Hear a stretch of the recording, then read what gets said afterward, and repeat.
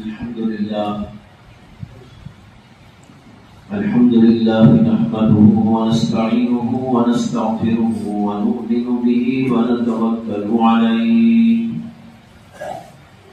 ونعوذ بالله من شرور أنفسنا ومن سيئات أعمالنا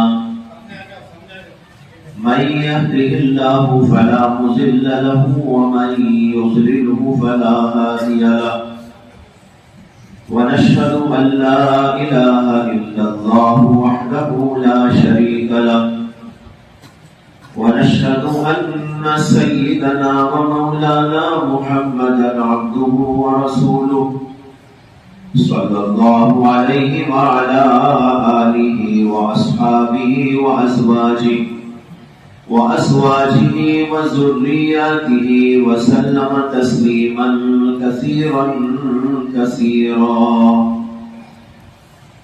أما بعد فقد قال النبي صلى الله عليه وسلم ألا إن في الجسد لمضغة إذا صلحت صلح الجسد كله وإذا فسدت فسد الجسد كله ألا وهي القلب أو كما قال صلى الله عليه وسلم.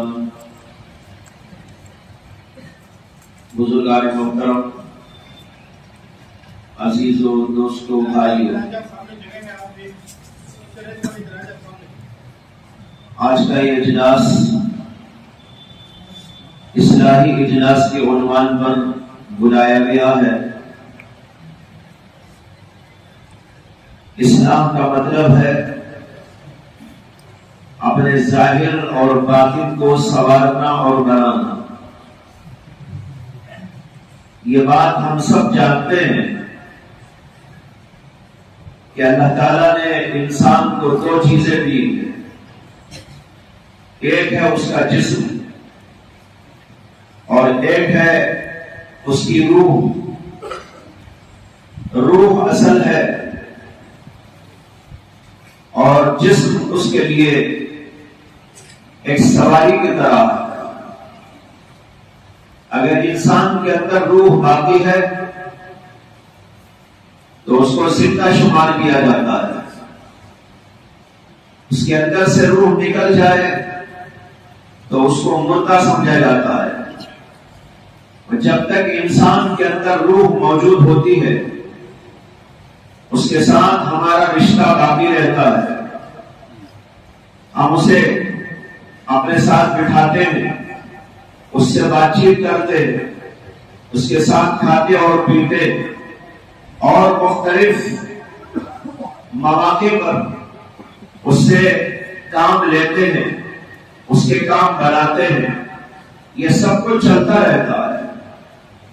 لیکن اندر سے روح نکل جائے تو روح نکلنے کے بعد ہر آدمی اس سے اپنے تعلق کو ختم کر لیتا ہے. یہاں تک کہ بیوی سمجھتی ہے کہ اب یہ میرے سے جدا ہو گیا. بچے سمجھتے ہیں کہ میرے سے الگ ہو گیا، اب یہ دنیا میں رہنے کے قابل نہیں. نہ ہم اس سے بات چیت کر سکتے ہیں، نہ اس سے کوئی لین دین کر سکتے ہیں، نہ اس کی خدمت کر سکتے ہیں، نہ اس سے ہم خدمت لے سکتے ہیں. اب تو بس اس کو دنیا سے لے جانا ہے اور کہیں قبرستان کے اندر دفن کر دینا. تمام کے تمام رشتہ دار، بچے، بیوی، تمام تعلق والے دل کو گھٹ کر لیتے ہیں اور لے جا کر اس کو دفن کر دیتے ہیں. یہ بات اس کو سمجھنے کے لیے کافی ہے کہ انسان کی جو اصل چیز ہے وہ روح ہے، اس کا اندرون ہے. اس کا یہ جو ظاہری جسم ہے یہ اصل نہیں، یہ تو اس کے لیے سواری کے طور پر ہے. اسی لیے ایک حدیث میں آتا ہے کہ نبی اکرم صلی اللہ علیہ وسلم نے فرمایا ان اللہ لا ينظر الى صورکم واشکالکم ولكن ينظر الى قلوبکم ونیاتکم. اللہ تعالیٰ تمہاری شکلوں کو نہیں دیکھتا، تمہاری صورتوں کو نہیں دیکھتا. ایک انسان کتنا بھی خوبصورت ہو، محض اس کی خوبصورتی کی وجہ سے وہ جنت میں نہیں جائے گا. ایک انسان بد شکل ہو، کالا ہو اور بھونڈا ہو، دیکھنے میں اچھا نہ لگتا ہو، لیکن محض اس کے بھونڈے ہونے اور صورت کے اعتبار سے کالے ہونے سے وہ جہنم میں نہیں ڈال دیا جائے گا. بلکہ اللہ صورتوں کو نہیں، ہمارے دلوں کو دیکھتے ہیں. دل بن گیا کہ نہیں بن گیا، روح بن گئی کہ نہیں بن گئی، اس کی اصلاح ہو گئی کہ نہیں ہو گئی، اس کے اندر خوبی و کمالات داخل ہو گئے کہ نہیں ہو گئے. مدار اس پر ہے. اس کو کہتے ہیں ان اللہ لا ينظر الى صورکم واشکالکم. اللہ تمہاری صورتوں کو نہیں دیکھتا، تمہاری شکلوں کو نہیں دیکھتا، اس کے مطابق فیصلہ نہیں کرتا. اگر اللہ ظاہری شکلوں سے فیصلہ کرتا تو بھائی سوچنے کی بات ہے کہ ابو جہل بڑا حسین اور خوبصورت تھا، ابو لہب بڑا حسین اور خوبصورت تھا، اس کے مقابلے میں حضرت بلال رضی اللہ عنہ کالے کلوٹے تھے. جنت میں کون جائے گا، جہنم میں کون جائے گا؟ جو گورا گمٹا حسین و خوبصورت ہے. کیا اللہ اس کو جنت میں بھیج دیں گے؟ نہیں. حضرت بلال کالے کلوٹے لیکن بڑا اونچا ان کا مقام تھا. حدیث کے اندر آتا ہے کہ نبی اکرم صلی اللہ علیہ وسلم نے معراج کے موقع پر جب آپ آسمانوں کے اوپر گئے، سدرۃ المنتہا سے اوپر گئے، وہاں پر عرش کے علاقے میں چل رہے تھے، تو نبی اکرم صلی اللہ علیہ وسلم نے وہاں پر محسوس کیا کہ کوئی آدمی چل رہا، پٹاپٹ پٹاپٹ چلنے کی آواز آ رہی. اللہ کے نبی علیہ السلام سوچنے لگے یہاں تو جبریل بھی نہیں آ سکتے، یہ کون آدمی ہے جو یہاں چل رہا ہے، پٹاپٹ پٹاپٹ چلنے کی آواز آ رہی. خیر کوئی نظر تو نہیں آیا. جب واپس آ گئے، جبریل امین علیہ السلام سے پوچھا کہ جبریل جب میں اوپر گیا جہاں تم کو بھی داخلہ نہیں ہے، تمہاری بھی وہاں تک پرواز نہیں ہے، میں نے وہاں پر محسوس کیا کہ کوئی آدمی چل رہا تھا لیکن نظر تو کوئی نہیں آیا، دکھائی تو کوئی نہیں دیا. وہاں پر یہ چلنے کی آواز کس کی آواز؟ حضرت جبریل امین علیہ السلام نے فرمایا کہ اے محمد صلی اللہ علیہ وسلم، یہ آپ کے امتی حضرت بلال کے چلنے کی آواز ہے.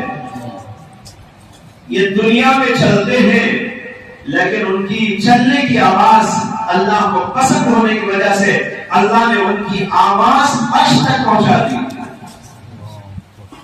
نبی اکرم صلی اللہ علیہ وسلم نے حضرت بلال حبشی رضی اللہ عنہ کو پوچھا کہ بھائی تم کون سا عمل کرتے ہو کہ تمہارا یہ مقام ہو گیا؟ انہوں نے کہا کہ اللہ کے نبی آپ نے جو بتایا وہی تو کرتا ہوں، اور کیا کروں گا. یہ عمل بھی میرا ہے کہ میں جب بھی وضو کرتا ہوں تو رکعت نفل نماز تحیۃ الوضو کی پڑھ لیا کرتا ہوں. بہرحال بتانا یہ ہے کہ حضرت بلال حبشی کالے کلوٹے تھے، جسم کے لحاظ سے بڑے بھونڈے قسم کے تھے، حبشے کے رہنے والے تھے، لیکن اللہ نے ان کو اتنا اونچا مقام دیا. اور اس کے مقابلے میں ابو لہب کو دیکھ لو. ابو لہب حسین تھا، خوبصورت تھا. اس کی خوبصورتی کے بارے میں روایات کے اندر آتا ہے کہ اس کا چہرہ اتنا خوبصورت تھا کہ اس پر ایسا لگتا تھا جیسے کہ آنکھ کے شعلے جب اٹھتے ہیں تو آنکھ کے شعلوں کے اٹھنے پر جیسے خوبصورتی ظاہر ہوتی ہے، اس کے چہرے کے اوپر ایسی خوبصورتی ہوا کرتی تھی. لیکن اس کے باوجود ایمان نہ تھا، عمل نہ تھا، اندرون سے بنا ہوا نہ تھا. دل اس کا اللہ کی طرف نہیں آیا، دماغ اس کا اللہ کی طرف نہیں آیا. نتیجہ یہ ہوا کہ قرآن نے اس کی مذمت کے اندر اور اس کی برائی کے اندر مستقل ایک سورت نازل فرمائی.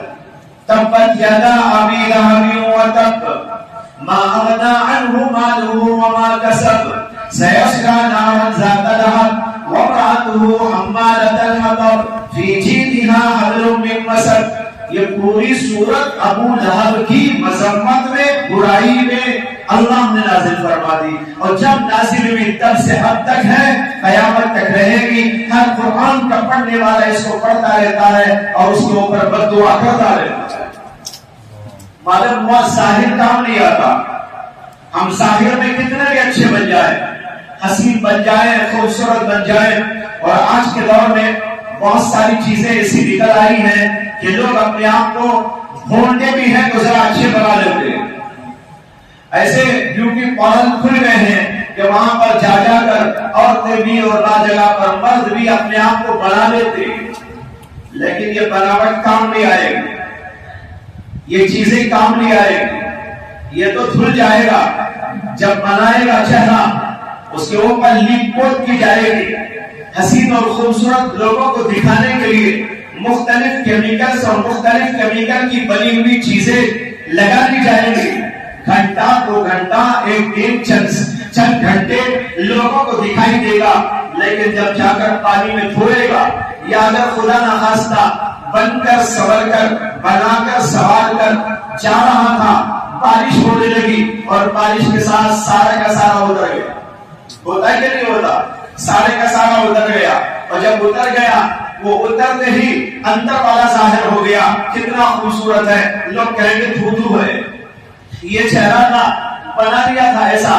تو بھائی یہ دنیا میں بھی کام نہیں آتی لیپ کوٹ، تو اللہ کہاں کا کام ہونے گا؟ مجھے اس پر ایک قصہ یاد آ گیا درمیان میں، اگرچہ غیر متعلق ہے لیکن کچھ نہ کچھ تعلق اس کا ہے۔ وہ یہ ہے کہ ایک جگہ پر ایک آدمی رہتا تھا، اس کے پڑوس میں کچھ اور لوگ رہتے تھے۔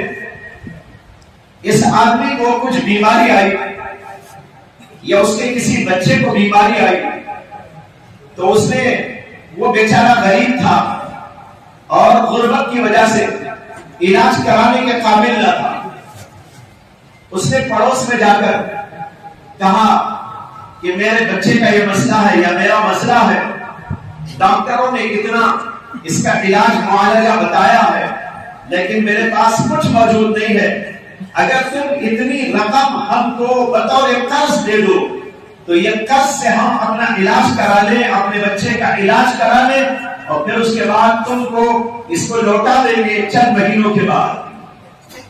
لیکن وہ کہنے لگے کہ نہیں، ہمارے پاس نہیں ہے۔ پھر اس کے بعد وہ گھر والوں کو ایک شادی میں جانا تھا، اس میں کئی لڑکیاں تھیں، انہوں نے جا کر بیوٹی پارلر میں اپنے آپ کو بنایا سوارا، مختلف کیمیکلز وغیرہ جو کچھ آج کل ایجاد ہو چکے ہیں اس کو لگایا، اور بن ٹھن کے سب کے سب تیار ہو کے چلی گئی اور شادی میں شرکت کر لی، اور ان کا خیال یہ تھا کہ وہاں پر شادی میں آنے والے لوگ ہم کو دیکھ دیکھ کر تعریف کریں گے، کیا حسین ہے، کیا خوبصورت ہے، ماشاءاللہ، سبحان اللہ، الحمدللہ، یہ کہا کریں گے۔ لیکن کسی نے ان کو دیکھا نہیں، اسے کہ جتنے آئے تھے وہ سب کے سب بھی ایسے ہی بنٹھن کے آئے تھے، سب اس خواہش میں آئے تھے یہ میری تعریف کرے، یہ میری تعریف کرے۔ یہ ہر ایک کا خیال ہو تو کون کس کی تعریف کرنے والا ہے، ہر ایک انتظار میں ہے کہ میری تعریف ہوگی، تو کسی نے بھی کسی کی تعریف نہ کی۔ بہرحال شادی ہو گئی اور رات ہو گئی، وہاں سے چلے آئے اور سو گئے۔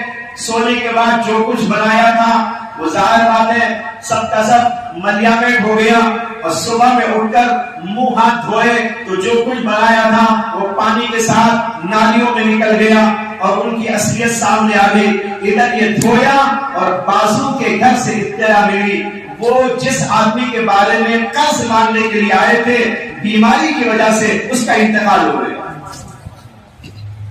بھائیوں، پیسہ تھا، اس کو لے جا کے اجاڑ دیا، لیکن دل اگر نرم ہوتا، دل ان کا بنا ہوا ہوتا، ان کے دل کے اندر رحم و کرم ہوتا، انسانیت کی کچھ ان کے دل کے اندر درد ہوتا، احساس ہوتا، تو اس آدمی کو بچانے کے لیے یہ سارا جو کچھ کیا تھا اس کا پیسہ اٹھا کے اس کو دے دے۔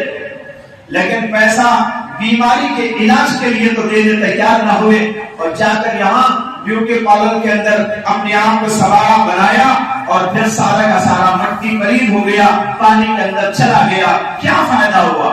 اگر دل بنا ہوا ہوتا ہے انسان کو سمجھتا ہے، دل بنا ہوا ہوتا ہے تو اس کے اندر ہمدردی ہوتی ہے، غمخواری ہوتی ہے، انسانیت کی فکر ہوتی ہے، اپنی ملت کا غم ہوتا ہے، اپنے پڑوسیوں کا احساس ہوتا ہے، اور یہ سب کچھ اس وقت ہوتا ہے جب دل بن جاتا ہے۔ اگر دل کو دل کا بنایا تو وہ پتھر کی سل ہوتا ہے۔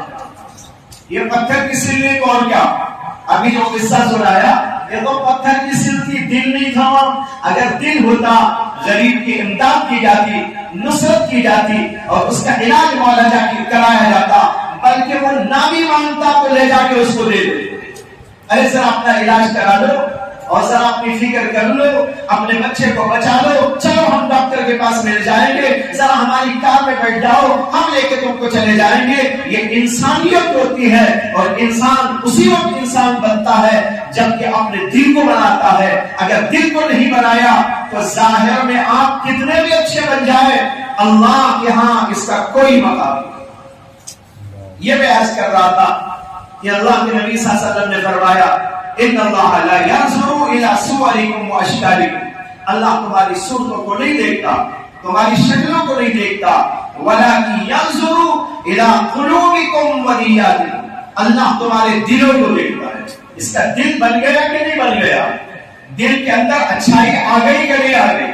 دل کے اندر سے برائیاں نکل گئی کہ نہیں نکل گئی؟ اور اس کی وجہ سے اس کے اعمال درست ہو گئے کہ نہیں ہو گئے؟ یہ اللہ کیا دیکھا جاتا ہے، صورتوں کو نہیں، شکلوں کو نہیں، کپڑوں کو نہیں، مکانات کو نہیں، باغات کو نہیں، دنیا کی چیزوں کو نہیں، عیش و عشرت کے سامان کو نہیں، اور اسی طریقے پر ہمارے کھانوں کو نہیں، ہمارے پینے کی چیزوں کو نہیں، ہمارے عیش و عشرت کے سامان کو نہیں۔ اللہ کے یہاں ان چیزوں کی کوئی مقدر نہیں۔ اللہ کے یہاں پوری کائنات، زمین بھی، آسمان بھی، چاند بھی، سورج بھی، یہ پوری کے پوری کائنات اللہ کے نزدیک ایک مچھر کے پر کے برابر بھی حیثیت دے رہے۔ حدیث میں فرمایا نبی اکرم صلی اللہ علیہ وسلم کہ اگر اللہ کے نزدیک یہ دنیا مچھر کے پر کے برابر بھی حیثیت رکھتی تو اللہ کسی کافر کو ایک گھونٹ پانی بھی نہ دے گا، لیکن اللہ تو بہت دے رہا ہے کافروں کو، کھانے کو، پینے کو، رہائش کو، عیش کو، عشرت کو، ہر چیز دے رہا ہے۔ معلوم ہوا کہ اللہ کی نگاہ میں اس کی کوئی حیثیت نہیں ہے، لیکن آج دنیا کی حیثیت تو ہمارے دل میں آ گئی، لیکن اعمال کی حیثیت نہیں ہے، ایمان کی حیثیت نہیں ہے، ہمارے اخلاق کی حیثیت نہیں ہے، چیزوں کی حیثیت، مال کی حیثیت، جائیداد کی حیثیت، دنیا کی حیثیت، یہ چیزوں نے ہمارے دل کے اندر گھر کر لیا، اور جو اصل چیز تھی اس سے ہم غافل ہو کے رہے۔ بھائیو، میں نے شروع میں آپ کو ایک حدیث سنائی کہ نبی اکرم صلی اللہ علیہ وسلم نے فرمایا الا ان فی الجسد لمضغہ، کان کھول کر سن لو، جسم کے اندر ایک گوشت کا ٹکڑا ہے، اذا صلحت صلح الجسد کلہ، جب وہ ٹھیک ٹھاک رہتا ہے تو جسم کے پورے اعضاء کا نظام بھی ٹھیک ٹھاک رہتا ہے۔ آنکھ کا نظام ٹھیک رہتا ہے، زبان کا نظام ٹھیک رہتا ہے، کانوں کا نظام ٹھیک رہتا ہے، ہاتھ پیر کا نظام ٹھیک رہتا ہے۔ وَإِذَا فَسَدَتْ فَسَدَ الْجَسَدُ كُلُّهُ، اور جب دل خراب ہو جاتا ہے، دل کے اندر خرابیاں پیدا ہو جاتی ہیں، فَسَدَ الْجَسَدُ كُلُّهُ، تو جسم کے پورے اعضاء کا نظام بھی ٹھپ ہو جاتا ہے۔ آنکھ کا نظام خراب، زبان کا نظام خراب، ہاتھ پیر کا نظام خراب، کان کا نظام خراب، سب کے سب خرابی میں پڑ جاتے ہیں۔ کیوں؟ اس لیے کہ وہ لوتھڑا خراب ہو گیا، اور وہ کون سا لوتھڑا ہے؟ آگے فرماتے ہیں الا وہی القلب، وہ ہے دل۔ دل اگر اچھا ہوا تو ہم اچھے، ہماری آنکھ بھی اچھی، ہماری زبان بھی اچھی، ہمارا طرز زندگی بھی اچھا، ہمارے اخلاق بھی بہت اچھے، ہمارے اعمال بھی بہت درست۔ لیکن دل خراب ہو گیا تو پورے کا پورا نظام خراب ہو جائے گا۔ اب آنکھ سے غلط دیکھتا ہے، زبان سے غلط بولتا ہے، ہاتھ پیر سے غلط کرتا ہے، کانوں سے غلط سنتا ہے، اخلاق خراب ہو جاتے ہیں، اعمال خراب ہو جاتے ہیں، اور سب کچھ ملیا میٹ ہو کے رہ جاتا ہے۔ اس حدیث سے معلوم ہوا کہ ہمیں اصلاح کی بڑی ضرورت ہے، اپنے ظاہر اور باطن دونوں کی اصلاح کی بڑی ضرورت ہے. ظاہر کیا؟ یعنی اپنا ظاہری جسم، اس میں آنکھ، پیر، کان، آنکھ، ناک، یہ سب یہ بھی درست ہو جائے. یہ کب درست ہوں گے؟ جبکہ وہ اندر والا دل درست ہو جائے گا. اگر اندر والا وہ دل درست نہ ہوا تو ہمارے اعمال ظاہرہ کبھی درست نہیں ہو سکتے. اعمال ظاہرہ اسی وقت درست ہوتے ہیں جب ہمارا دل درست ہو جاتا ہے، اور ان دونوں کی ضرورت ہے.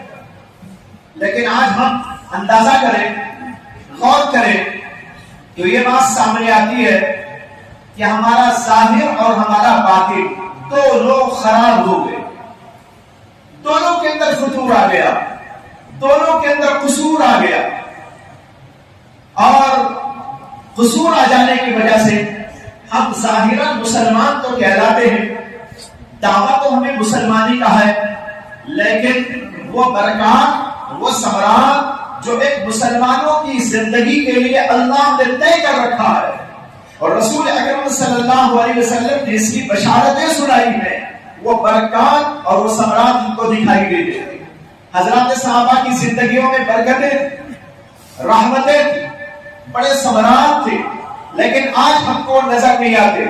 ہم کہتے بھئی ہم بھی مسلمان ہیں، کیا بات ہے کہ اللہ کے فرشتے نازل نہیں ہوتے. حضور اقدس صلی اللہ علیہ وسلم کے زمانے میں جنگ بدر ہوئی تھی.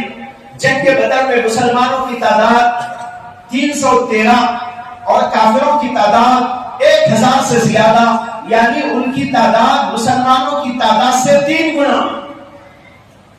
لیکن اس زمانے میں جب جنگ ہوتی ہے مسلمانوں کو اللہ وہ قوت، وہ شجاعت، وہ بہادری اور مدد اور وہ نصرت عطا کرتے ہیں. آسمان کی غیبی نصرت فرشتوں کے ذریعے اتارتے ہیں کہ مسلمان 313 ہونے کے باوجود اتنے بڑے کافروں کے 2 گنا 3 گنا کافروں کے مجمع پر بھاری پڑ جاتے ہیں. لیکن آج ہماری تعداد کتنی زیادہ ہے؟ لاکھوں نہیں، اربوں میں ہے، لیکن اس کے باوجود دنیا والوں پر ہماری کوئی حیثیت نہیں. دنیا والے ہم کو پست کر رہے ہیں، دنیا والے ہم کو ذلیل کر رہے ہیں. دنیا والوں کی نگاہوں میں مسلمانوں کی کوئی حیثیت نہ رہی. غور کرنے کی بات ہے کہ اتنی بڑی تعداد ہونے کے باوجود آج مسلمانوں کا حال ایسا کیوں ہے؟ ایک حدیث نے اس کا جواب دے دیا. حضرت ثوبان رضی اللہ عنہ ایک صحابی، وہ کہتے ہیں کہ ایک بار نبی اکرم صلی اللہ علیہ وسلم نے ارشاد فرمایا کہ ایک زمانہ ایسا آنے والا ہے ان قریب کہ اس زمانے کے اندر تم لوگوں کو یعنی مسلمانوں کو کھا جانے کے لیے، مسلمانوں کو ختم کر دینے کے لیے کافر لوگ ایک دوسرے کو اس طرح بلائیں گے جیسے کہ دسترخوان پر بیٹھ کر دعوت میں ایک دوسرے کو بلایا جاتا ہے. آؤ بھائی کھا لو، تم بھی آ جاؤ 2 لقمے لے لو، تم بھی آؤ یہ چکھ لو، تم بھی آؤ 2 روٹیاں کھا لو، تم بھی آؤ 1 پلیٹ لے لو، یہ میٹھا ہے اس کو کھا لو، یہ کھٹا ہے اس کو کھا لو، یہ بریانی ہے اس کو لے لو، یہ حلوہ ہے اس کو نوش کر لو. جیسے دسترخوان پر ایک دوسرے کو بلاتے ہیں، اللہ کے نبی نے فرمایا ایک زمانہ آئے گا کہ تم مسلمانوں کو کفار کی قومیں کھا جانے کے لیے اس طرح بلائیں گی جیسے دسترخوان پر بیٹھ کر ایک دوسرے کو بلایا جاتا ہے. حضرات صحابہ کو بڑا تعجب ہوا، اور تعجب کی بات بھی تھی اس لیے کہ حضرات صحابہ وہ ہیں جن کی مدد اور نصرت ہر موقع پر ہو رہی ہے. کافر ان کے سامنے رسوا ہے، کافر ان کے سامنے پسپا ہے، لیکن اللہ کے نبی کہہ رہے ہیں کہ تم مسلمانوں کو ختم کرنے، تم مسلمانوں کو کھا جانے کافر لوگ ایک دوسرے کو بلائے. صحابہ کرام کو بڑی حیرانی ہوئی، بڑی پریشانی ہوئی. انہوں نے عرض کیا کہ یا رسول اللہ کیا اس وقت ہماری تعداد بہت کم ہوگی؟ غور سے سنو، اللہ کے نبی سے پوچھا جا رہا ہے کہ جو آپ فرما رہے ہیں کہ ایک زمانہ ایسا آئے گا تو کیا اس زمانے میں ہماری تعداد بہت کم ہوگی؟ اللہ کے نبی نے فرمایا کہ نہیں، تمہاری تعداد بہت ہوگی لیکن بے فائدہ ہوگی، بے طاقت ہوگی، ایسی ہوگی جیسے کہ سمندر کے اوپر کا جھاگ ہوتا ہے. سمندر کے اوپر دیکھا ہوگا نا بلبلے، ذرا جھاگ آ جاتا ہے، اسے آپ جا کے کھڑے ہو کے پھونک ماریں گے وہ اڑ جاتا ہے. اللہ کے نبی نے فرمایا تمہاری تعداد تو بہت ہوگی لیکن ایسی ہوگی جیسے کہ سیلاب یا سمندر کے اوپر کا جھاگ ہوتا ہے جس کو پھونکوں سے اڑا دیا جاتا ہے. اب حضرات صحابہ سوچنے لگے تعداد اتنی لیکن قوت کچھ نہیں, طاقت کچھ نہیں, اور پھونکوں سے ان کو اڑا دیا جائے, آخر ایسی بات کیوں پیدا ہوگی؟ انہوں نے عرض کیا کہ یا رسول اللہ یہ ضعف, یہ کمزوری اس زمانے میں مسلمانوں میں کیوں آ جائے گی؟ اللہ کے نبی علیہ السلام نے فرمایا کہ دو وجہ سے آئے گی. فرمایا کہ دو وجہ سے آئے گی. یہ اس لیے کہ دنیا کی محبت میں گرفتار ہو جائیں گے, اور دوسرے اس وجہ سے کہ وہ موت سے بھاگنے لگے. موت پسند نہیں, اللہ کے پاس جانا پسند نہیں, جنت ان کو پسند نہیں, اور جنت کے خزینے پسند نہیں, جنت کی نعمتیں پسند نہیں, اللہ سے ملاقات پسند نہیں, آخرت کی نعمتوں کی طرف ان کا ذہن نہیں جائے گا. موت سے بھاگیں گے, دنیا کی محبت میں گرفتار ہو جائے. آج یہ منظر نظر آ رہا ہے بھائیوں یا نہیں نظر آ رہا ہے؟ ہم لوگوں کے دلوں میں دنیا کی محبت نے کیسا گھر کر لیا, دنیا کی محبت کیسے ہمارے دلوں کے اندر راسخ ہو گئی ہے کہ ہمارے سینے بس دنیا ہی کے بارے میں سوچتے, ہمارا دل دنیا ہی کے بارے میں سوچتا رہتا ہے. کیا کماؤں, کیسا کماؤں, اور عیسیٰ کی ٹوپی موسیٰ کو کیسے پہناؤں, موسیٰ کی ٹوپی عیسیٰ کو کیسے پہناؤں, ادھر کا مال کیسے لوٹ لو, ادھر کا مال کیسے لوٹ لو. اسی سلسلے میں سوچ اور فکر اور دل اور دماغ لگے رہتے ہیں. آج ہمارا یہ حال ہو گیا. اور جب دنیا کی محبت آ گئی, دنیا کی چیزوں کی محبت آ گئی, مکانات کی محبت آ گئی, دکانوں کی محبت آ گئی, مال پیسے کی محبت آ گئی, تو اب آدمی یہ سوچتا ہے کہ مجھے یہی رہنا ہے, موت نہیں چاہتا, آخرت نہیں چاہتا. اس لیے تو اسے معلوم میں یہاں سے جاؤں گا تو وہاں جا کے تو مجھے جہنم میں جانا, اس سے بہتر تو یہی رہ لوں. وہاں جاؤں گا تو جانا ہے جہنم میں, اس سے بہتر تو یہ ہے کہ بھئی یہی ذرا رہ جاؤں. اس لیے مرنا نہیں چاہتا. کراہیت موت یعنی موت سے اسے کراہت پیدا ہو جاتی ہے اور مرنے کو تیار نہیں ہوتا. لیکن جو اہل اللہ ہوتے ہیں وہ تو مرنے تیار ہوتے ہیں. ان کو تو موت مزیدار چیز ہوتی ہے, ان کو تو موت سے اس لیے پیار ہوتا ہے کہ وہ وہاں جائیں گے, اللہ کی نعمتیں دیکھیں گے, اللہ سے ملاقات ہوگی, اللہ کے نبی سے ملاقات ہوگی. ایک بار حضرت سیدنا ابو ہریرہ رضی اللہ عنہ بیٹھے ہوئے تھے, ایک آدمی دوڑتا ہوا بھاگتا ہوا جا رہا تھا. حضرت ابو ہریرہ نے بلا کر پوچھا کہ بھائی کہاں جا رہے ہو دوڑتے دوڑتے؟ اس نے کہا حضرت کچھ ضروری سامان خریدنا ہے اس لیے بازار کو جا رہا ہوں. حضرت ابو ہریرہ کہنے لگے اچھا بازار جا رہے ہو, اگر موت بک رہی ہو تو ابو ہریرہ کے لیے ایک عدد موت خرید کے لے آؤ. ابو ہریرہ کے لیے ایک عدد موت خرید کے لے آؤ. یعنی موت کا پیار تھا, موت سے الفت تھی. یہ کون ہوتے ہیں؟ جو اہل اللہ, جو دن رات اللہ کی محبت میں چلتے ہیں. ان کے دلوں میں خدا کا پیار, ان کے دلوں میں آخرت کی فکر, آخرت کی نعمتوں کی محبت ان کے دلوں کے اندر سمائی ہوئی ہوتی ہے. ایک دفعہ حضرت سیدنا بلال حبشی رضی اللہ عنہ آخری دور کے اندر بیماری میں مبتلا ہو گئے. طاعون کی بیماری آ گئی, طاعون کی گنتی ان کے بغل میں نکل آئی, بڑا درد ہو رہا تھا اور موتیں ہو رہی تھی, یعنی لوگ مر مر کے جا رہے تھے طاعون کی بیماری کی وجہ سے. حضرت بلال حبشی کو بھی آخری زمانے کے اندر وہ بیماری آ گئی. ان کی بیوی بیٹھے ہوئے رو رہی. حضرت بلال نے پوچھا کیوں روتی ہو؟ انہوں نے کہا کہ آپ کی حالت دیکھ کر مجھے رونا آ رہا ہے, ایسا لگ رہا ہے کہ آپ تو دنیا سے چلے جائیں گے. گھر گھر سے موت اٹھ رہی ہے, میت اٹھ رہی ہے, مجھے اندیشہ ہے کہیں آپ بھی مر نہ جائے اس لیے رو رہی ہوں. حضرت بلال حبشی کہنے لگے مجھے تو آج بڑی خوشی ہو رہی ہے اس لیے کہ میری موت قریب آ گئی ہے. میں مروں گا اللہ سے ملاقات ہوگی, میں مروں گا رسول اللہ سے ملاقات ہوگی, میں مروں گا تو حضرت ابو بکر صدیق سے ملاقات ہوگی, عمر بن خطاب سے ملاقات ہوگی. اس لیے مجھے تو بڑی خوشی ہے, کیوں روتی ہو؟ یہ ہوتا ہے اہل اللہ کا معاملہ.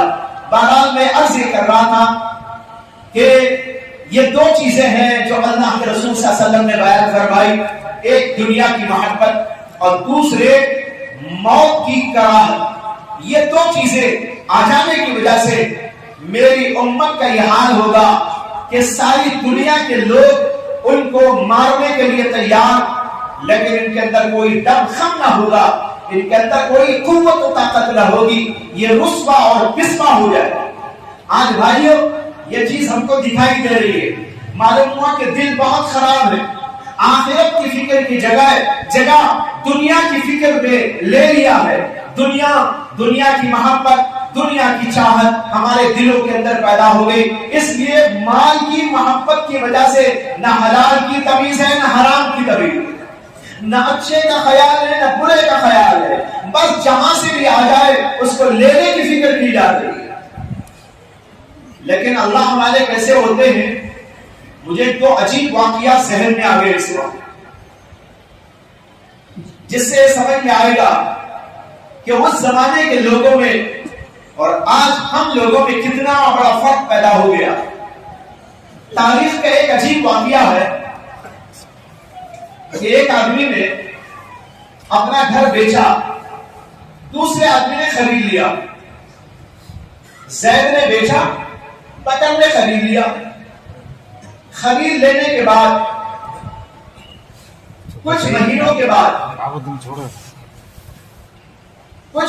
بعد وہ گھر خریدنے والے کو صحن کے اندر کسی کام سے کھدائی کرنے کی ضرورت پڑ گئی۔ تو اس نے جب میدان میں کھدائی کی تو دیکھا کہ بہت بڑا گھڑا ہے، اور گھڑے کے اندر ہیرے، جواہرات، سونا، چاندی، اتنا بڑا گھڑا، اور اس کے اندر سونے اور چاندی کے خزانے۔ اب ذرا اندازہ کرو کہ رات ٹپکتی ہے کہ نہیں ٹپکتی؟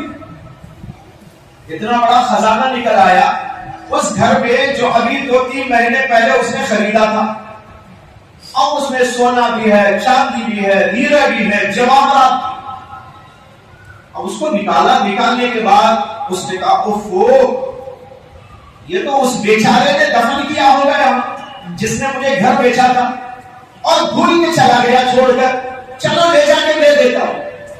آج کا آدمی کرے گا، ارے میں تو لے لیا، میرا ہو گیا، گھر تو میں نے خریدا، میرا ہو گیا، وہ ایک دن کا بھی اس میں سے دینے کو تیار نہ ہوگا۔ لیکن اس بیچارے نے کیا کیا؟ گھڑا اٹھایا اور اپنے خادموں سے کہا 2-4 اس کو اٹھا کے لے کے چلو۔ اب اس کو اٹھا کے لے کے اس آدمی کے پاس میں گیا جو گھر بیچنے والا تھا۔ اس نے کہا یہ کیا ہے؟ کہا کہ جناب جو گھر آپ نے مجھے بیچا تھا نا، اس میں ضرورت کے لیے ایک جگہ پر میں نے کھدائی کی تھی، کچھ کام تھا، وہاں کھودا تو یہ گھڑا نکل آیا، اور گھڑے میں یہ سونا بھی ہے، چاندی بھی ہے، شاید آپ کبھی دفن کیے ہوں گے اور بھول گئے ہوں گے، اسے اٹھا کے لے کے آئے۔ اس نے کہا بھائی میں نے جو بیچا تو سب کچھ آپ کو بیچ دیا، اب یہ میرا نہیں، یہ تمہارا۔ یہ آدمی اسے کہہ رہا ہے یہ تمہارا، اور وہ کہہ رہا ہے کہ تمہارا۔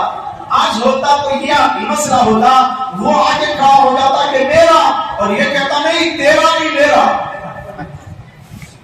آج کا زمانہ تو ایسا، اور وہ زمانہ کیسا؟ وہ کہہ رہا نہیں تیرا، یہ کہہ رہا کہ تیرا، اور یہاں میرا میرا اور وہاں تیرا تیرا۔ یہ فرق ہے آج کے زمانے میں اس زمانے میں، پر دونوں میں تو میں ہونے لگی۔ وہ کہہ رہا کہ نہیں بھائی میں نے تو گھر بیچ دیا نا، اب یہ تم ہی لے کے جاؤ، یہ تمہارا ہو گیا۔ وہ کہتا میں کیسے لوں گا بھائی، یہ تو آپ نے رکھا، یہ آپ کی جائیداد، یہ آپ کا مال، اس کو آپ لے لو۔ بہرحال تو میں دونوں کے اندر ہونے لگی۔ تو کسی نے مشورہ دیا کہ بھائی آپس میں اس طرح کہنے کے بجائے ایسا کر لو، قاضی صاحب کے پاس میں چلے جاؤ، وہ جو فیصلہ کرے دونوں راضی ہو جاؤ۔ اس نے کہا بہت اچھا۔ اب دونوں مل کر قاضی کے پاس میں گئے۔ قاضی نے سن کر کہا ارے بھائی یہ تو عجیب و غریب مسئلہ ہے، لوگ تو آتے ہیں میرا میرا کہہ کر، اور تم یہاں آئے ہو تیرا تیرا کہہ کر، چلو بیٹھے۔ پورا معاملہ سننے کے بعد اس نے کہا دیکھو تم بھی مال لینا نہیں چاہتے، یہ بھی مال جو ہے تمہیں ہی دینا چاہتے ہیں، یہ بھی لینا نہیں چاہتے، تم بھی لینا نہیں چاہتے، تو اب میں ایک مشورہ دیتا ہوں۔ کیا مشورہ؟ اس نے کہا تمہارے گھر میں کچھ اولاد ہے؟ اس نے کہا ہاں ایک بیٹا ہے. اس سے پوچھا تمہارے گھر میں اولاد ہے؟ کہاں ایک بیٹی ہے. کہاں کہ ایسا کرو دونوں کی شادی کر دو, دونوں کی شادی کر دیں گے, یہ گھڑا دونوں کا ہو جائے گا, تمہارا بھی ہو جائے گا تمہارا بھی ہو جائے گا. اس طریقے پر انہوں نے فیصلہ کر دیا اور وہ دونوں کی شادی کر کر وہ گھڑا ان کو دے دیا.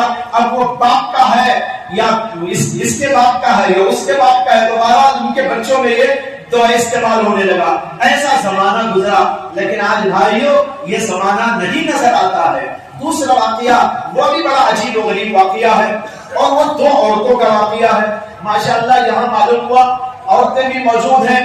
عورتوں کے اندر حرص کی بیماری مردوں سے بھی زیادہ ہوتی ہے. مردوں سے زیادہ حرص کی بیماری عورتوں میں ہوتی ہے. مرد اگر 10% رکھتا ہے تو یہ 50% رکھتی ہے. لیکن یہ عورتیں, ان کا میں واقعہ آپ کو بتا رہا ہوں, ان کے اندر کیا امانت داری, کیا دیانت داری, اور اس کے ساتھ دنیا کی محبت سے کس قدر کنارہ کش, اور آخرت کی فکر اور اللہ کی محبت میں کس قدر چور و سرشار. کہتے ہیں کہ بغداد کے علاقے میں ایک آدمی رہتا تھا, سوداگر یعنی بزنس مین, بڑا تاجر تھا. کئی علاقوں میں تجارت اس کی جاری. وہ تاجر اپنی ایک رشتے کی بہن سے شادی کیا ہوا تھا اور اس کے 2 بچے بھی تھے. زمانہ چل رہا تھا, ہنسی خوشی کی زندگی ہو رہی تھی. چند سالوں کے بعد جب وہ اپنے دکان پہ بیٹھا تھا تو دکان پر ایک نوجوان لڑکی آ گئی. اس نے آ کے اپنا دکھڑا سنایا. اس نے کہا کہ میرے شوہر کا انتقال ہو گیا, کئی سال ہوئے, اور میں بڑی تکلیف میں پریشانی میں ہوں. میری کہیں شادی نہ ہوئی, میں اسی پریشانی کے ساتھ تنہائی کی زندگی کر رہی ہوں, مجھے مدد کی ضرورت ہے. خیر اس طرح اس نے اپنا دکھڑا سنایا تو اس کے دل میں آیا کہ اس سے شادی کروائے. لہذا اس نے شادی کر لی, اسے ایک اور گھر میں رکھ دیا. اب تو بیویاں ہو گئی اس کی. جب پہلے ایک ہی بیوی تھی تو اس بیوی کے پاس زیادہ آنا جانا تھا. جب 2 جگہ ہو گئی تو ظاہر بات ہے کچھ آنا جانا ادھر کم ہو گیا. پہلی بیوی سوچنے لگی کہ اب زیادہ تر پہلے کی طرح میرے پاس میں نہیں آتا, کیا بات ہے. اسے کچھ شبہ ہو گیا. شبہ ہونے پر اس نے اپنی باندھی سے کہا کہ میرا شوہر جب باہر جائے تو تم برقع اوڑھ کر اس کے پیچھے چلو, اسے پتہ نہ چلے, دیکھو کہاں کہاں جاتا ہے, اس کے بعد مجھے آگے بتانا. خیر وہ باندھی بڑے راستانہ طریقے سے اس کا پیچھا کرنے لگی. یہ اپنے گھر سے ایک دن نکلا, اپنے دکان پہ جا کے بیٹھ گیا. ظہر کی نماز کا وقت ہوا, وہاں سے اٹھ کر مسجد کو گیا. وہ باندھی دور کھڑے ہو کے پورا تماشا دیکھ رہی تھی. جب ظہر کی نماز پڑھا تو مسجد سے نکلا اور پھر ایک علاقے میں گیا. یہ بھی پیچھے پیچھے جانے لگی. ایک علاقے میں جا کر وہاں پر ایک گھر میں گھس گیا. گھر میں گھسا تو اس نے دیکھا. دیکھنے کے بعد آس پاس رہنے والوں سے پوچھا کہ یہ جو مکان ہے یہ کس کا مکان ہے؟ تو وہاں کے لوگوں نے کہا کہ ایک بیوہ کا مکان ہے, اور اس بیوہ کا فلاں سوداگر سے رشتہ اور تعلق یعنی نکاح ہوا ہے. ابھی چند ماہ پہلے اس کا نکاح ہوا, یہ دونوں اس میں رہتے ہیں. اس نے کہا سارا مسئلہ سمجھ میں آ گیا. اس لیے وہ واپس آ گئی. واپس آ کر جو ہے اپنی آقان کو بتائی کہ میں ایسا گئی تھی, یہ دیکھا, یہ ہوا. وہ فلاں گھر میں گھسا, معلوم ہوا کہ اس کی شادی فلاں لڑکی سے ہوئی ہے. سارا معاملہ اس نے بتایا. تو یہ پرانی پہلی جو بیوی تھی نا, اس نے پورا سن لینے کے بعد اپنی باندھی سے کہا میری ماں اور بہنوں ذرا غور سے سن لو, اس نے اپنی خادمہ اور باندی سے کہا یہ واقعہ جو کچھ تو نے دیکھا اور مجھ سے بیان کیا آگے کسی سے بیان نہ کرنا، اپنے دل میں رکھ لینا، اور میں بھی میرے شوہر کے سامنے کبھی اس کو بیان نہیں کروں گی، مجھے معلوم ہو گیا ٹھیک ہے۔ اب اس کے بعد جب بھی شوہر آتا اس کی پوری خدمت، اس کے ساتھ پوری محبت، اس کے ساتھ پورا تعلق، اور زیادہ خدمت کرنے لگی۔ 12 اس طرح زندگی کی، اور کبھی اس کو نہیں پوچھا کہ تم جو ہے لیٹ کیوں آ رہے ہو، یہاں زیادہ کیوں نہیں دے رہے ہو، اور یہ جو ہے میں نے ایسا معلوم کیا تم کہیں جاتے ہو، تمہاری شادی ہوئی ہے۔ اس نے کچھ بھی نہیں پوچھا، بہرحال پوری خدمت کرتی رہی، زندگی چلتی رہی، یہاں تک کہ وہ سوداگر ایک زمانے میں آ کے بیمار ہو گیا، بیماری شدید ہو گئی، پہلی بیوی ہی کے پاس میں رہنے لگا تھا، بیماری ہو کر اتنی زیادہ ہوئی کہ اسی بیماری میں انتقال ہو گیا۔ جب بیماری میں انتقال ہو گیا تو یہ بیوی، اس کی کیا کیا جائیداد ہے، اس کی کیا کیا پراپرٹی ہے، اس کا پورا اس کا حساب کتاب اس کے پاس موجود تھا۔ تو اس نے وہ پورے حساب و کتاب کو سامنے رکھ کر علماء سے مسئلہ دریافت کیا۔ آپ کو حیرانی ہوگی کہ اس نے مسئلہ کیا پوچھا تھا۔ آج لوگ چھپا چھپا کر مسئلہ پوچھتے ہیں مفتیوں سے، اور اس نے جو مسئلہ پوچھا وہ یہ تھا کہ اس نے سوال میں لکھا کہ مفتیان کرام السلام علیکم، مسئلہ درپیش ہے، اس کا شریعت کی روح سے حل پیش کرے۔ مسئلہ یہ ہے کہ زید اس نے 2 شادیاں کی، یہ لکھ رہی ہے پہلی بیوی، اس کی 2 شادیاں تھی، 2 بیویاں ہیں، اس کے 2 بچے ہیں۔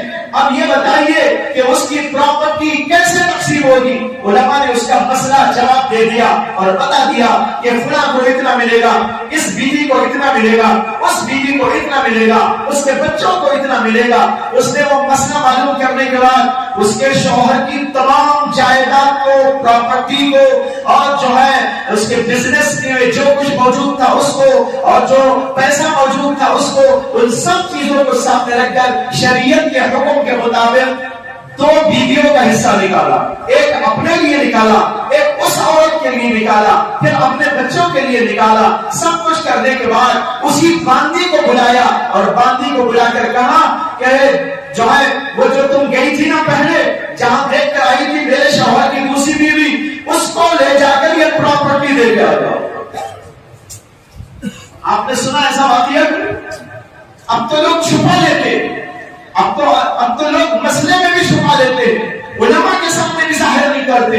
یہ بیچاری وہ تو پتہ نہیں کہاں پڑی ہوئی ہے، نہ تعلق ہے، نہ آنا جانا ہے، نہ وہ پوچھ رہی ہے، لیکن اس نے خود پراپرٹی میں حصہ نکالا اور اس بیوی کے پاس میں بھیجا۔ یہ باندی وہاں پر گئی، سلام علیک عرض کیا، اس کے بعد وہ خط بھی دی تھی، اس خط کے اندر لکھا ہوا تھا کہ میرے تمہارے شوہر کا انتقال ہو گیا، انہوں نے یہ پراپرٹی چھوڑی تھی، اس میں شریعت کے مطابق حساب نکالا گیا، اور تم بھی ان کی بیوی ہونے کی وجہ سے تمہارا اتنا حصہ نکلتا تھا، وہ حصہ میں تم کو دے کے بھیج رہی ہوں، اس کو قبول کر لو تاکہ جو ہے جو اللہ کے پاس میں بری ہو جاؤ۔ وہ خط پہنچا تو اس نے اس کو لیا، اور پڑھنے کے بعد کچھ دیر تک وہ روتی رہی۔ رونے کے بعد اس نے جو ہے اسے کہا کہ آپ تھوڑی دیر یہاں بیٹھو۔ اندر چلی گئی، جانے کے بعد اندر سے اپنا صندوق کھول کر ایک پرچہ لے کر آیا اور لا کر کہا کہ دیکھو یہ میرے شوہر نے انتقال سے بہت پہلے مجھے طلاق دے دی تھی، میں اب ان کی بیوی نہیں ہوں۔ یہ دیکھو طلاق کا پرچہ میرے پاس موجود ہے، اس لیے یہ پراپرٹی کا جو حصہ مجھے دیا جا رہا ہے میں اس کی حقدار نہیں ہوں، اس پوری پراپرٹی کی حقدار وہی پہلی بیوی ہے۔ اس کو جا کر اس کو دے دو اور شکریہ ادا کر دو، اور ان کو بتا دینا کہ میں ان کی اب بیوی نہیں رہی۔ اگر وہ لے کے رکھ لیتی تو کسے پتا چلتا؟ کسی کو پتا بھی چلتا نہیں تھا۔ لے کے ہڑپ کر لیتی، کھا لیتی، پی لیتی، لیکن بھائیوں یہ اللہ کا ڈر ہے، یہ آخرت کی فکر ہے۔ دنیا کی محبت نہ ہونے کا نتیجہ ہے. جب آدمی کے دل میں دنیا کی محبت آ جاتی ہے اس کا حال یہ ہوتا ہے کہ وہ ہر طرف سے مال کو طلب کرنا چاہتا ہے, دوسروں کو سخت پہنچاتا ہے, تکلیف پہنچاتا ہے, اور جس کے دل میں آخرت کی فکر موجود ہو ان کا حال یہ ہوتا ہے. کیسا عجیب و غریب واقعہ ہے, وہ بیوی اس کا حصہ نکال کے بیچتی ہے اور وہ بیوی کہتی ہے میں اس کی بیوی نہیں, پورا حصہ تمہارا تم لے کے چلے جاؤ. بھائیوں یہ ہونا چاہیے, یہ مسلمان کی شان ہوتی ہے. میں عرض کر رہا تھا دل کو دل بنانے کی ضرورت ہے. اور میں نے وہ حدیث سنائی کہ ہم اتنی زیادہ تعداد میں ہونے کے باوجود ہمارا اثر کیوں نہیں, ہماری وقت کیوں نہیں, ہمارے اندر طاقت کیوں نہیں, ہماری ایک پوزیشن کیوں ہو گئی ہے. سب کے سب لوگ ہم کو دبانا کیوں چاہتے ہیں, اور دباتے دباتے ہمارا تو گلا گھونٹ کر رکھ دیا گیا اور ہماری آواز پستے پستر ہو گئی. اس کی وجہ میں نے حدیث کی روشنی میں آپ کو بتائی. اللہ کے نبی نے بتایا, کیا بتایا, دنیا کی محبت اور موت کا ڈر اور خوف اور موت سے کراہیت یہ وجہ ہے. جب آدمی کے دل میں دنیا بس جاتی ہے اور اللہ کا ڈر نکل جاتا ہے, آخرت کا ڈر نکل جاتا ہے, اللہ کی محبت نکل جاتی ہے, اس کا تو یہی حال ہو گیا. معلوم ہوا کہ دل کو بنانے کی ضرورت ہے. آج کی یہ مجلس اسی طرف توجہ دلانے کے لیے ہے کہ ہم اپنے ظاہر سے زیادہ اپنے باطن کو بنائیں, اپنے اعمال کو بنائیں, اپنے ایمان کو بنائیں, اپنے دلوں کے اندر نیکیاں پیدا کریں, بہترین اخلاق پیدا کریں اور اس کے اندر سے برائیوں کو نکالیں, اس کے اندر سے خباثتوں کو نکالیں اور دل کے اعتبار سے بھی اچھے بنے, اعمال کے اعتبار سے اچھے بنے. جب اس طریقے پر انسان بنے گا تو اس کے اندر قوت آئے گی, اس کے اندر طاقت آئے گی. یہ ظاہری طاقت نہیں, یہ باطنی طاقت آئے گی. حضرات صحابہ میں باطنی طاقت تھی, حضرات اہل اللہ میں باطنی طاقت تھی. آج ہم نے وہ کھو دیا ہے, اس لیے کھو دیا ہے کہ ہم نے دل کے اندر طاقت پیدا کرنے کا کوئی وسیلہ ہی نہیں ڈھونڈا, اس کی کوئی تدبیر ہم نے. تو بھائیو اس سے معلوم ہو گیا کہ ہم کو دل بنانے کی بڑی ضرورت ہے. دل کیسا بنتا ہے, دل کو بنانے کا مطلب کیا ہے؟ دیکھیے دل میں بہت ساری برائیاں رکھی ہوئی ہیں اور دل کی بہت سی اچھائیاں بھی ہیں. دل کے اندر سے برائیوں کو نکال کر اس کے اندر اچھائیوں کو پیدا کر دینے کا نام دل کو بنانا ہے. ہمارے دل کے اندر اللہ کی محبت آ جائے, ہمارے دلوں کے اندر اللہ کا خوف آ جائے, ہمارے دلوں کے اندر اللہ پہ بھروسہ آ جائے, ہمارے دلوں کے اندر اللہ تعالیٰ سے تعلق پیدا ہو جائے, دلوں کے اندر آخرت کی فکر پیدا ہو جائے. یہ جب ہوگا دل بنے گا, سنورے گا. اور جو برائیاں ہیں دل کی برائیاں, جیسے مثال کے طور پر دل کی ایک برائی ہے تکبر, دل کی ایک برائی ہے غصہ, دل کی برائی ہے اپنے آپ کو اچھا سمجھنا, دل کی ایک بیماری ہے اللہ تعالیٰ سے بے تعلقی, دل کی ایک بیماری ہے اللہ تعالیٰ سے بے خوفی, دل کی ایک بیماری ہے دنیا کی محبت, دنیا کی چاہت. یہ سب دل کی بیماریاں. لیکن آج ہم میں بہت کم لوگ ایسے ہیں جو اپنے دل کو بنانے کی فکر میں لگے ہو, بلکہ احساس بھی نہیں ہے کہ ہم اپنے دل کو بنائیں, اپنے دل کو سنواریں, اپنے دل کے اندر نیکیوں کو اجاگر کریں, اپنے دل کے اندر سے برائیوں کو نکالیں. ہمیں اس بات کی فکر تک موجود نہیں, جبکہ ہمارے اسلاف اور بزرگوں کا حال یہ تھا کہ وہ اپنے دل میں ذرا سی بھی کمی دیکھتے تھے تو اس کو صحیح کرنے کی فکر میں لگ جاتے. ایک بزرگ کا واقعہ جن کا نام تھا حضرت میمون بن مہران, بہت بڑے عالم تھے, بہت بڑے فاضل تھے, محدث تھے, فقیہ تھے.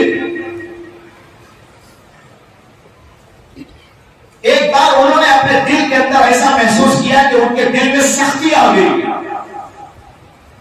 آج غور کرنے ہمارے دلوں میں کتنی سختی ہے، بے حد سختی ہمارے دلوں میں پیدا ہو گئی۔ اس سختی کے پیدا ہو جانے کی وجہ سے اللہ کی باتوں کا اثر نہیں ہوتا، رسول اللہ کی باتوں کا اثر نہیں ہوتا، قرآن کا اثر نہیں ہوتا، دین کا اثر نہیں ہوتا۔ جب دل نرم ہوتا ہے تو دین کی بات آتے ہی دل میں گھس جاتی ہے، دل اس کو قبول کر لیتا ہے۔